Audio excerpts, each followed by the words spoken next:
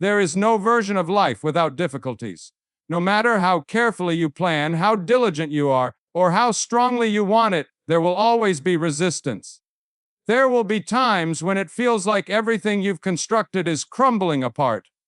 When something you thought was definite disappears, when people you trusted vanish, when doors you were passing through close without notice.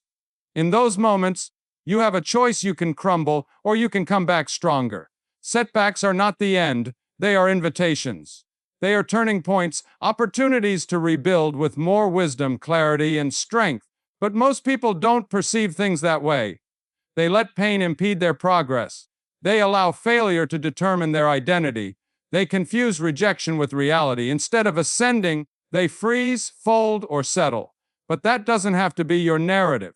You can train yourself to respond differently.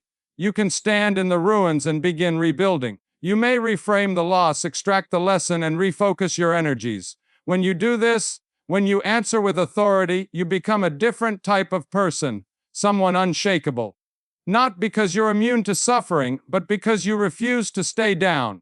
The most resilient people aren't those who never get pushed down, they're the ones who always rise. They don't avoid breakdowns, they soar through them, they use them, they allow such times to form them, to sharpen them, to stretch them. And on the other side, they're not simply recovered, they're transformed. They didn't return to who they were, they became someone else. Every comeback starts with a decision to stop rehashing what went wrong and begin selecting what to do next. A decision to stop providing your power to the problem and start using it to rebuild. Why me? And start asking, what now? Because setbacks don't kill progress. A lack of response does. And the only thing worse than failing is getting locked in the story of your failure. At some point, you have to quit waiting for permission to move on. You have to stop requiring the apology, the explanation, or the ideal plan. You have to choose strength. You have to pick movement. You have to choose the comeback. That decision isn't loud, glamorous, or made in front of a crowd. It's silent, internal. It happens in the dark, in the solitude, in the moment when you've had enough of being defined by defeat. And once you make it, really make it, you'll start moving differently. You'll quit carrying shame. You'll cease explaining yourself. You'll quit acting for compassion. You'll lock in, rise, and rebuild. Comebacks don't require perfection. They demand persistence. They don't demand a miracle. They require regularity. The most powerful stories you've ever heard didn't start with success. They began with collapse, catastrophe, and loss. But the hero in those stories didn't stop there. They continued going. And because they kept going, your setback isn't who you are. It's only a moment, a chapter, a task. It doesn't get to script the ending unless you let it. You get to pick what happens next. And when you know how to take that sorrow, that loss, that rejection, and utilize it to drive your progress, your tale will be one of triumph. Nothing can keep you back forever. The first step is to face the facts without fear. When setbacks occur, the natural tendency is to run, to avoid, to turn away, to pretend it didn't happen, to shift blame, to minimize the loss, or to dull the agony. But you can't change something you're unwilling to confront. The truth, no matter how painful, is always the starting point of a meaningful return. There's no transformation without honesty, no recovery without reality, no clarity without confrontation. You have to face the situation head on, not with panic, but with presence. Strip the story down to the facts. What truly happened? What did I do? What did I allow? What pattern repeated itself? What decision led me here? Not to shame yourself, but to reveal the truth, since clarity is power. Most people get stuck not because the problem is too enormous, but because their ego is too loud. They'd rather protect their pride than reconstruct their life. They want to be right more than they want to be free. But you can't evolve from a setback if your identity is still attached to the version of yourself that caused it. You must be willing to progress, and that begins with truth. Take a deep breath. Sit down.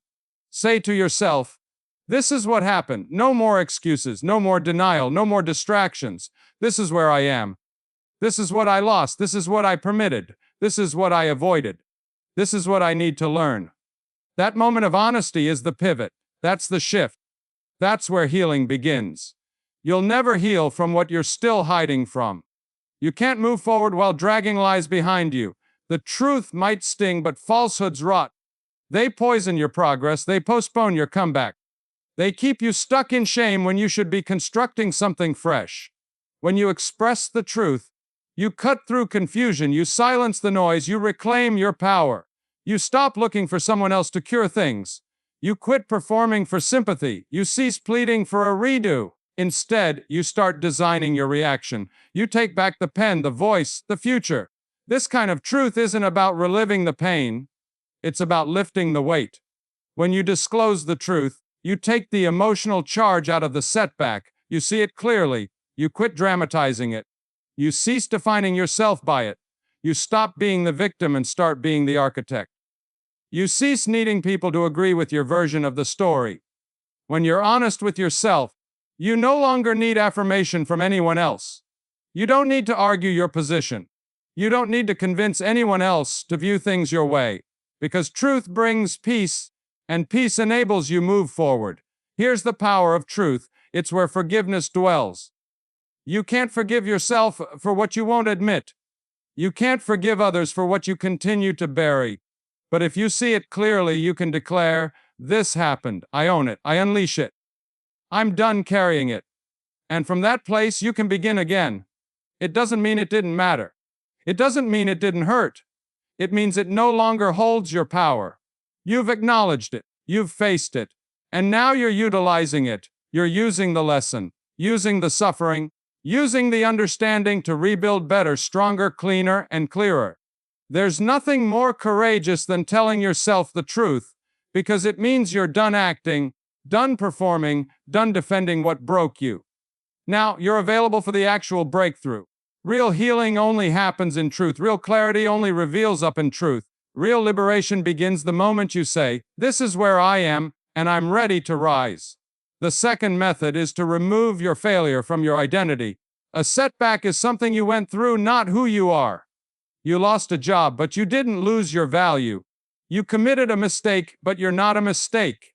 You fell short, but you're not broken. Your setback happened to you, but it does not define you until you allow it. Most people never come back, not because they're incapable, but because they internalize the fall. They personalize the failure, tie their identity around the agony, and start believing this is who they are now. But you're not what happened to you. You're what you decide to do next. And that decision starts when you stop defining yourself based on a season. Failure is an occurrence, not a personality attribute. It's not a permanent title, it's an experience, and a helpful one, if you allow it to teach you instead of bury you. Every person you admire has failed more times than they've succeeded. The difference is they didn't stop at failure. They didn't allow one moment become their identity. You can't heal if you're still calling yourself names. You can't grow if you're still harboring shame. You can't construct a comeback if you're dragging the mindset that you're not worthy of one. At some point, you have to separate what happened from who you are. You have to stop saying, "I'm not good enough," and start saying, "That didn't work, but I will." This is the moment where self-compassion meets strength, where you stop punishing yourself and start parenting yourself. You speak to yourself with honesty, certainly, but also with respect. You say, "I didn't get it right, but I'm learning, I'm growing. And I'm not staying here." That voice, that energy, is the beginning of transformation because identity drives behavior. If you regard yourself as stuck, you will behave trapped. If you regard yourself as a failure, you will repeat failure. But if you adjust your identity, even before the results shift, your actions will follow. You'll walk like someone who's constructing again. You'll move like someone who's ascending. You'll turn up like someone who still believes in what they carry. One of the most crucial questions you may ask after a setback is, who do I believe I am right now? Not what did I do? Not what did I lose? But who am I choosing to become in the thick of this? Because your return won't be fueled by your RA. It will be propelled by your identity, by the tale you select to tell yourself when everything feels uncertain. This doesn't mean you ignore what happened. It means you cease letting it own you. You extract the lesson without ingesting the falsehood. You rebuild your confidence from the inside out, not by pretending, but by choosing. Choosing to define yourself by your potential, not your past. And it's not one choice, it's daily. You will feel the pull to shrink. You will feel the weight of doubt. You will hear the old stories spring up. But every time you remind yourself you're choosing to rise above. I am not defined by what I've been through. I am not defined by what I've lost. I am not the worst thing that has happened to me. Take back your control. Anchor your identity in reality. Become someone who rises, not out of obligation, but because it's who you are, it's what you do. You stop linking your worth to outcomes and start tying it to your resilience, your character, and your willingness to improve. That identity built on strength and not shame is what will carry you forward. The final key is reconnecting with your mission. When life hits hard, when the plan comes apart, when a loss takes your breath away, when everything you believed breaks, it's easy to forget your reason for pressing forward. It's easy to disconnect from your objective, to forget what you were fighting for. Without a motive to ascend, staying down starts to feel like the rational decision. What you need isn't more motivation, it's significance. You need a cause deeper than the resistance, a reason larger than the suffering, one that drowns out the fear. Setbacks scream. They scream doubt, guilt, and confusion. Unless your why is louder, you'll believe them. Your comeback begins the minute your purpose becomes unshakable. It begins when you resolve, I don't care how heavy this feels, I'm not done. When you say, this season won't defeat me because what I'm building matters too much to quit now. That's when the energy returns. That's when the spark reignites. Not from outward inspiration, but from deep inside alignment. Most individuals stay stuck not because they can't move, but because they've lost sight of why it matters. They're separated from the deeper cause, the legacy they're establishing, the version of themselves they're becoming. When the vision disappears, so does the fight. That's why your cause has to be personal, emotional. It can't be vague. It can't be borrowed. It has to be yours. You need a reason that captures your heart. That makes you weep up when you think of quitting. A reason that makes comfort feel like a threat and mediocrity feel like betrayal. Maybe it's your kids. Maybe it's your name. Maybe it's your future self. Maybe it's the life you vowed to build, and the version of you who's still waiting on you to show up. Whatever it is, write it down, revisit it often, repeat it out loud, tattoo it in your head. Your rationale is what will hold you steadfast when all else crumbles. When you're in the storm, logic won't save you, and numbers won't save you. You'll need feeling, you'll need fire. You'll need something that reminds you why you started and pushes you to keep going. Your reason will do that as long as you stay linked to it. Reconnect by remembering. Remember who you were before the hardship. Remember the promises you made to yourself. Remember the vision you had when you still believed. And then ask yourself, what type of person do I want to become on the other side of this? Your return isn't simply about recovery, it's about becoming. When your reason is obvious, you cease negotiating with discipline. You cease bargaining with growth. You cease needing comfort to move forward. You move because it matters, because it's personal, and because you realize what's at stake. Your rationale gives clarity, it keeps you focused and minimizes distractions. It anchors you when everything around you tries to drag you away. It offers you something to aim at when life seeks to bury you under a mound of noise.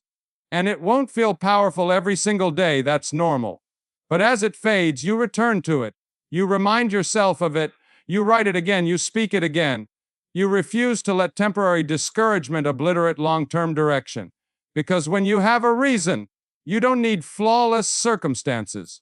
You just need to remember who you are and what you're building. You just need to keep moving, imperfectly, inconsistently, even painfully, but still moving, because your why is greater than the setback.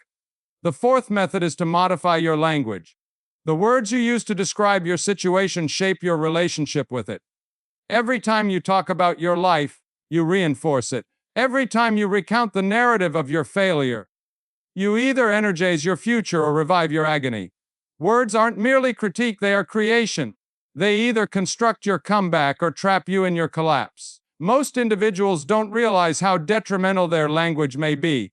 They say things like, stuck, nothing ever works out for me, or this always happens.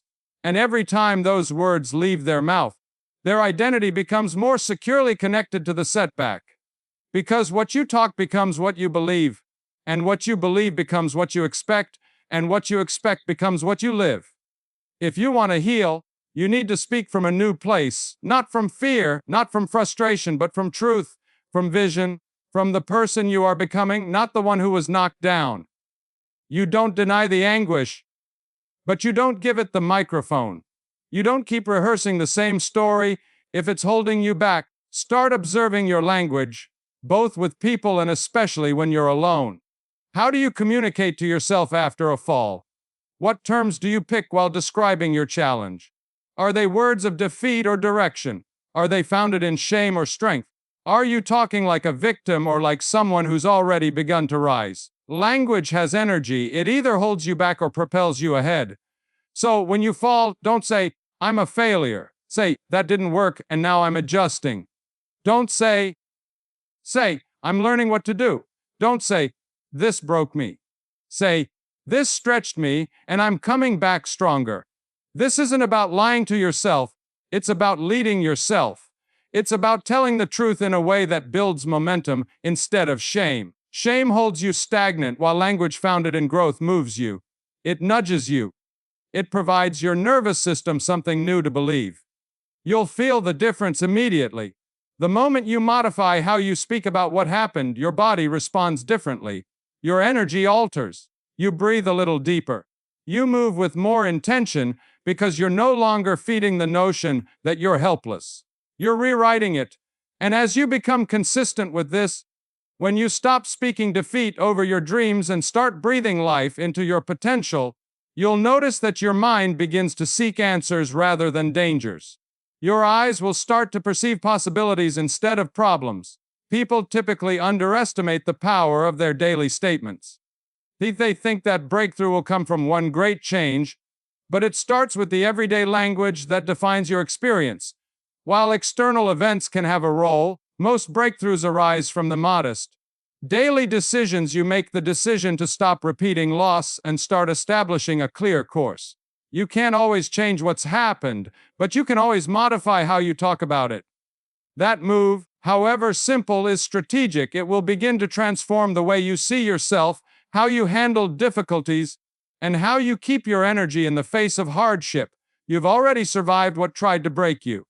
Now, you need to quit repeating that story as though it still defines you. Stop defining your life as though nothing can change. Stop telling stories that keep you locked in the past.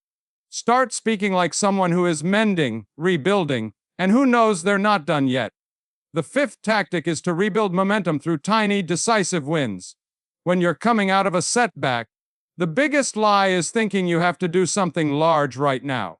You don't need to fix everything overnight or come back with a boom. Comebacks don't begin with breakthroughs. They begin with the basics, small steps, specific activities, tiny successes. They are what remind your mind that you're going again. When you fall, your confidence takes a knock, your belief begins to disintegrate, and your sense of self becomes challenged. If you try to leap too far too fast, you'll overwhelm yourself. You'll freeze, talk yourself out of it, because your nervous system can't manage that jump all at once. It needs evidence, activity, and the rhythm of little successes accumulated over time. Start small. Pick something you can manage today, something you've been avoiding, something that symbolizes progress, not perfection. It might be making one phone call, writing one paragraph, taking a stroll, cleaning out one drawer, or accomplishing that one chore you left undone. It doesn't have to be stunning, it just has to be intentional. Every time you follow through on a minor win, you rebuild trust with yourself. You prove to your mind that you're no longer stuck. You remind your body what forward motion feels like.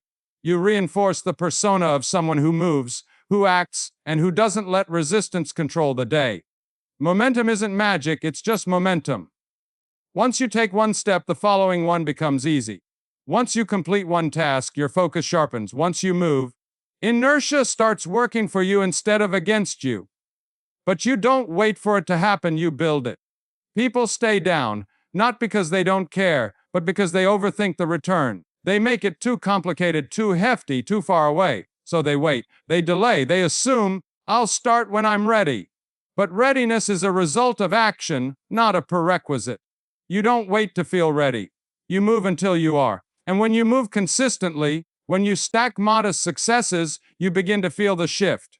You start walking differently, speaking differently, and thinking differently, because momentum affects your perspective.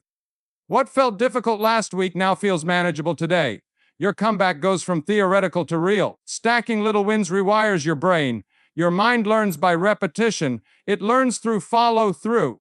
So every time you finish what you start, your brain writes a note. I can trust myself. And that trust, that's the foundation of resiliency. Right now, you don't need to prove anything to anyone else. The only thing that matters is demonstrating it to yourself. Prove that you're not the impediment, that you're not stuck in time, and that you're capable of going forward, even if progress feels slow, small, with insignificant. A single modest action can influence the course of an entire chapter. One modest act of courage can unlock a wave of clarity. Never underestimate what happens when you simply start.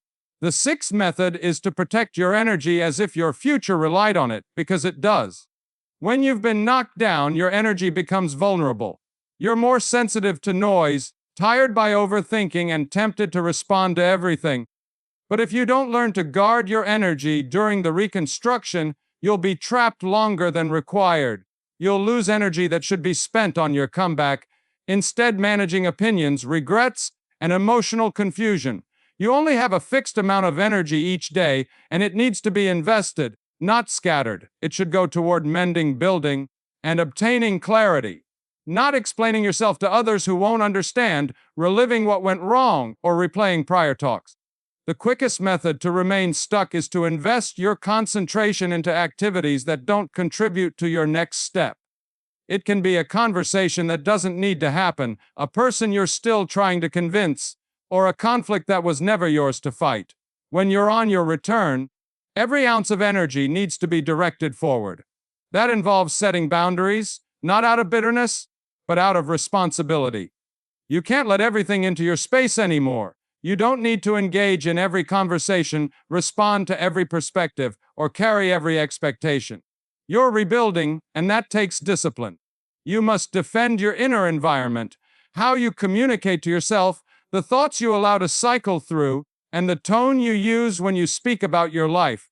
Energy isn't just physical, it's cerebral, emotional, and spiritual. If you're continually fatigued, it might not be because you're overworking, but because you're overthinking things that don't matter. You train your energy by becoming choosy. Stop live on autopilot. You select what enters your thoughts, what leaves your mouth, what conversations you engage in, what media you consume, and what narratives you allow to take root. Every time you make a choice that honors your destiny, your energy becomes stronger. Here's the hard truth. Some folks won't like your new boundaries. They gained from your tiredness. They were comfortable with you when you were always available, constantly apologizing, and always carrying the emotional load of people around you. But when you begin preserving your energy, some individuals will fall away, and that's okay. Let them. Your future requires a new version of you, and not everyone gets a seat at that table. You don't owe anyone access to your peace. You don't owe anyone your burnout. You don't have to justify why you're not responding every text or turning up to every event. Your comeback is holy. Your rebuild is personal. Anyone who truly cares about you will appreciate that process. You also need to protect your physical energy. Your body is the vessel that bears your comeback. If you're exhausted, hungry, sleep-deprived, or overstimulated, you won't have the capacity to move on with strength. Take care of yourself. Rest, eat well, breathe deeply, and move your body. These aren't simply luxuries, they're necessity.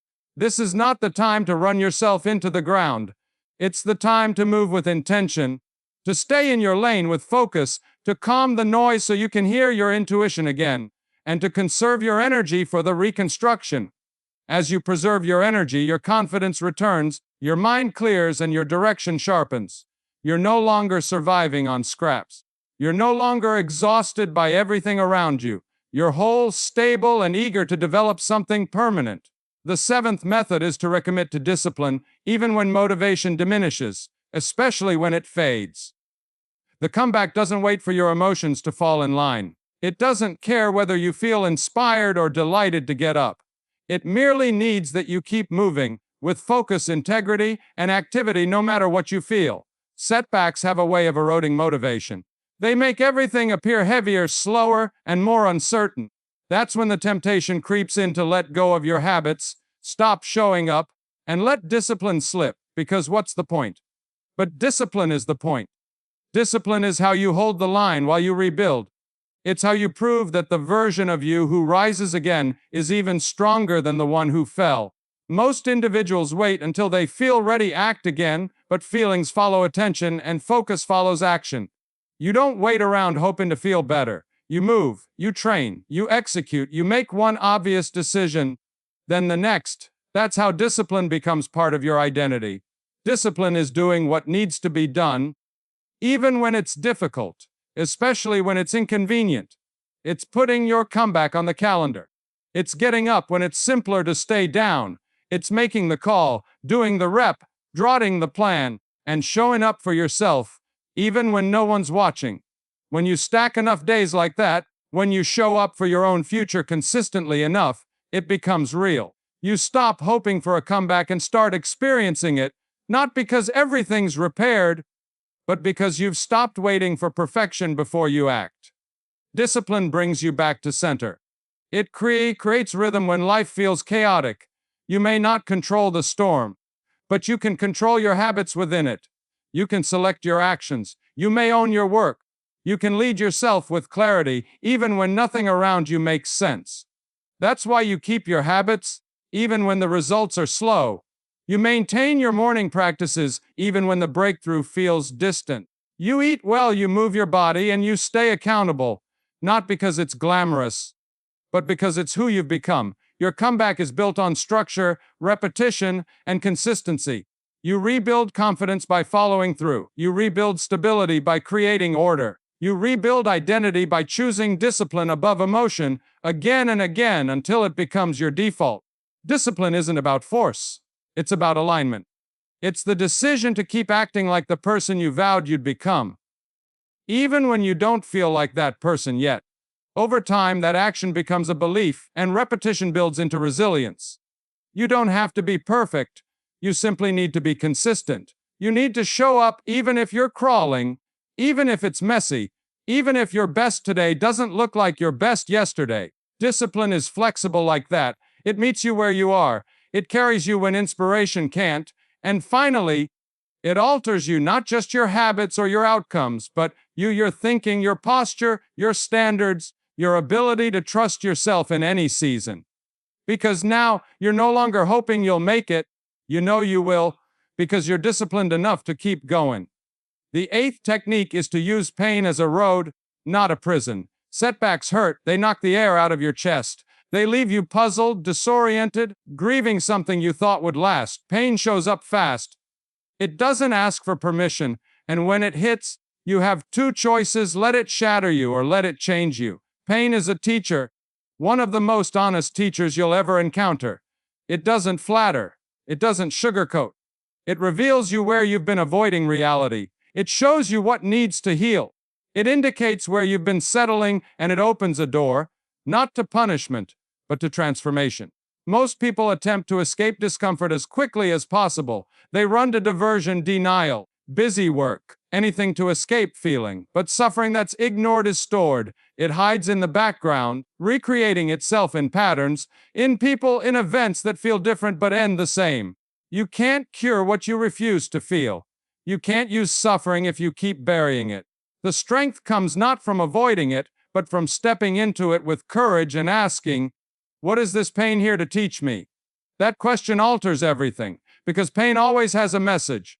Maybe it's teaching you that you ignored your instincts, broke your boundaries, gave your power away to something unworthy, or lingered in a circumstance well past its expiration date because it was familiar. Pain exposes the truth, not to disgrace you, but to free you. When you're willing to face it, not dramatize it, not wallow in it, but face it, you find the lesson, the wisdom, the power you didn't know was there. That strength provides the foundation for your recovery. You stop perceiving the setback as punishment and start seeing it as preparation, redirection, divine alignment. Sometimes the door closes not to ruin you, but to rescue you. Sometimes Pain is the thing that draws your attention when nothing else could. When you use pain as a way, you stop asking, "Why did this happen to me?" and start asking, "What is this building in me?" You stop reliving the moment you broke and start leaning into the version of yourself it's breaking open. The stronger, wiser, more grounded you that only comes through fire. Pain doesn't mean you failed. It means you felt. It indicates you tried. It means you were bold enough to care, brave enough to risk, daring enough to believe. And now it's time to be brave enough to rebuild. This doesn't mean racing through it. It means not wasting it. It means sitting with the ache until the lesson comes, until the emotion softens, until the fog clears. It means trusting that even in this, especially in this, something substantial might emerge. Because some of your deepest clarity will spring from your biggest confusion. Some of your strongest progress will come from your hardest loss. And some of your most beautiful beginnings will take root in the middle of your most terrible ends. So don't let pain stop you. Let it shape you. Let it soften you without breaking you. Let it empower you without making you cold. Let it build you into someone who can carry the following season with more insight, more gratitude, more resilience than ever before. The 8th strategy is to get crystal clear on who you're becoming. Because after a failure, the worst thing you can do is strive to become who you were. That version of you didn't make it through the storm. You did. That version of you didn't know what you know now, didn't carry what you now carry. The aim isn't to go backward, it's to develop forward, to become someone new, someone deeper, someone stronger, someone having the kind of wisdom only failure, grief, and hardship can give. You can't make a powerful comeback if your aim is to rewind. You need a vision, not simply to restore what broke, but to rethink who you're becoming. Because people without direction tend to repeat their past. And if you're not intentional, you'll slip back into the same patterns, the same spaces, the same constraints that produced the setback in the first place. The question isn't merely, how do I bounce back? It's, who am I becoming because of this? What habits need to end? What beliefs need to change? What boundaries need to be built? What clarity have I gained that must guide me now? When you're clear on who you're becoming, decisions are simpler. You cease negotiating with the old version of yourself. You cease seeking advice from folks who only knew your history. You stop trying to make people comprehend a version of you they've never met. Because this new version, it's not for everyone. It's for the life you're establishing now. You start saying no more often. You start guarding your energy more closely. You stop discussing and start executing. Not because you're arrogant, but because you're focused. Because you know exactly who you're becoming, and everything that doesn't align no longer belongs. This is your opportunity to reset not just your routines, not just your calendar, your identity. You get to rewrite your story. You get to quit being who you were and become who you're intended to be. You get to let go of guilt, of humiliation, of the desire to wear every mistake like a medal. You don't heal by carrying the old story into the new chapter. You recover by writing a new one, by speaking like the person you're becoming, acting like the person you're becoming, thinking like the person you're becoming. Even before you completely feel like them, this version of you moves with purpose. They don't wait for applause. They don't require permission. They know what matters. They've been through fire and bear the insight.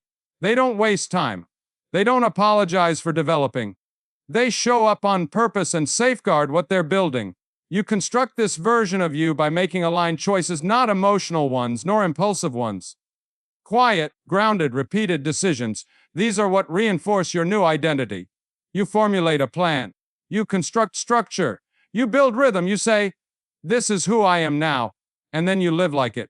And on the days you don't feel like it, you behave like it anyhow. Because you're not faking, you're forming. And the more you form, the more you believe. The more you believe, the more you act.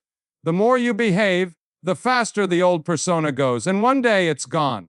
You're not pretending anymore, you're simply experiencing the comeback. The 9th strategy is this: conclude the story. Not the story that happened, the one you're still creating. The story about what the setback meant, about what it did to you, what it took from you, or what it built inside you. Every obstacle writes a first draft. But you get to write the finale. And until you do, it's not completed. Until you do, You're living in the middle of an incomplete sentence. Most individuals don't aware they're stuck inside a story they didn't pick. Something painful happened. Something collapsed. Someone departed. Something failed. And instead of writing their own narrative of that moment, they embraced someone else's. Or worse, they let silence conclude the story for them. You know it's occurring when you hear yourself remark, "I guess I'm just not meant for that," or "I'll never recover from this," or "people like me don't win." That's not truth. That's a story, a narrative born in anguish, a story that's demanding to be edited, to be rewritten, to be finished with strength, not shame. You have to retake authorship of your life. Stop waiting for someone else to save the narrative. Stop acting like the chapter is done just because you hit a hard line. Setbacks aren't conclusions. They're commas. They interrupt the momentum, but they don't remove the mission. Not unless you quit writing. You are not finished. Your comeback is not a fantasy, it's a decision. You get to pick up the pen and say, "Yes, that happened. Yes, it stung. But here's what occurred next." And you write that next part through your choices, through your response, through your discipline, your healing, your courage to rise again. And it doesn't have to be loud. You don't need to prove it to anyone. You don't need to make a speech or publish about it. Just finish the story quietly, powerfully, intentionally. Finish it by showing up again, by rebuilding, by growing, by mending. Your future is watching. Your future is waiting. It doesn't care what occurred back there. It cares about what you do from here. It matters how you end the loop, whether you let that chapter define you or utilize it to deepen the story of your power. There's strength in resolution, power in completeness, power in standing over the ashes of what broke you and proclaiming, "I'm still here. And I'm not simply surviving, I'm writing something new." So decide. Decide to complete it. Decide to stop allowing the agony be the last voice. Decide that you will rise not by chance but on purpose. Not someday, today, not when it's all fixed, now. You already have everything you need. The comeback starts with you. Turning a setback into a comeback isn't simply about what you do. It's about who you become in the process. It's not about bouncing back to where you were. It's about rising into something stronger, something wiser, something more complete. Because if you walk through fire and come out unchanged, you lose the lesson, you miss the power. And the power is this: you were never defined by the fall, you were defined by the climb. Every individual who has ever inspired you, every leader you've ever admired, every tale that ever affected you, it all had a setback, a time where it looked like the end, a moment when quitting looked like the only alternative. But what made the story powerful wasn't the pain, it was the decision to keep going. That's what gives a comeback its meaning. You don't need to get everything back. You don't need to replicate the past. You only need to take the next appropriate step, and then another, and then another. Because comeback stories aren't written in one huge moment. They're formed in daily choices. Choices to keep focused, to keep grounded, to stay devoted to growth, even when it's hard, especially when it's hard. You are not the same person you were before the setback, and that's the goal. You've seen more now. You've lost some things. You've learned the hard way. And that learning, that scar tissue, that weight you carried for too long, that's your fuel today. That's your wisdom. That's your strength. It's simple to celebrate accomplishment, but what's even more powerful is learning how to celebrate recovery. Learning to honor the quiet strength it takes to rise again, to begin again, to rebuild when no one's cheering and nothing is certain. That is a sacred kind of power, an uncommon form of resilience. And it already lives inside you. So don't wait. Don't wait for perfection. Don't wait for permission. Don't wait for the road to be clear. You already know what to do. You've already felt the call to start over. You've already survived what should have stopped you. Now it's your moment to rise, not in reaction, but in statement. This is who you are now. Not just someone who made it through, but someone who changed, who grew, who leads themselves differently now, who walks with clarity now, who speaks with strength now, who no longer needs the past to validate the future they're making. You are not broken, you are becoming. You are not behind, you are being prepared. And you are not late, you are right on time to reclaim your story, your attention, your power, your future. The setback is part of the story, but it is not the complete story. And the rest, that's yours to write.